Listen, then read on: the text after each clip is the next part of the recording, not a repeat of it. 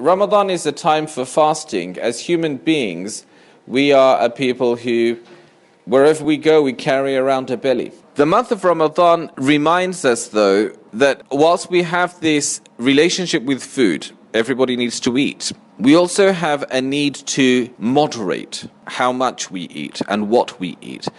And it reminds us that there is more to us than just eating. If you think about what it is in Ramadan that we stop doing. In Ramadan, you can't eat food, you can't drink, and there's no intimacy between husband and wife. These are fundamentally the three things that enter into the very definition of Sawm. On a physical level, these are the three things you have to abstain from, because Sawm or Siyam is abstinence, to stop. What do you stop? Eating, drinking, marital relations. And if you reflect a little bit on that, what are we learning from this? Eating and drinking are the means for sustaining life.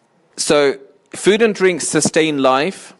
The relationship between a husband and a wife is what creates life. It's the continuity of life.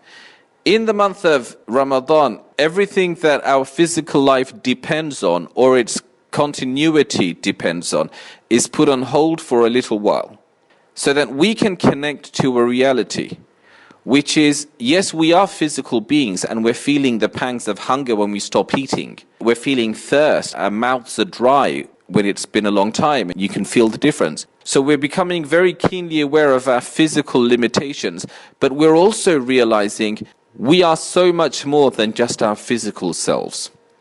We are spiritual beings too.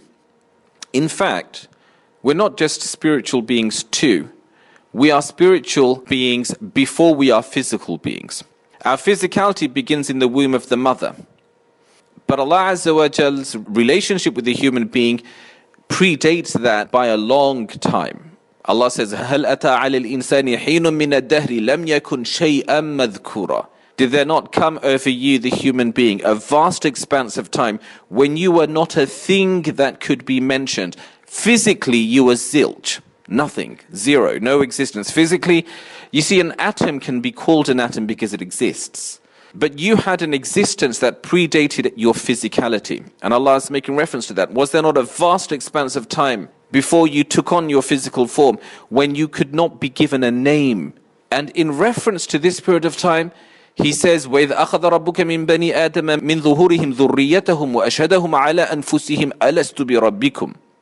And call to mind when your Lord took from the sons of Adam, from their loins, their progeny, their offspring, and made them testify against themselves, am I not your Lord?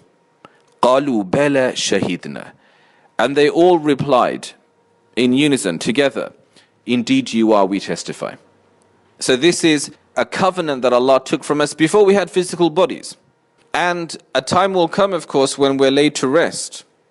When they place us in a grave, in a hole in the ground, ashes to ashes, dust to dust. مِنْهَا خَلَقْنَاكُمْ وَفِيهَا نُعِيدُكُمْ وَمِنْهَا نُخْرِجُكُمْ تَارَةً أُخْرَى.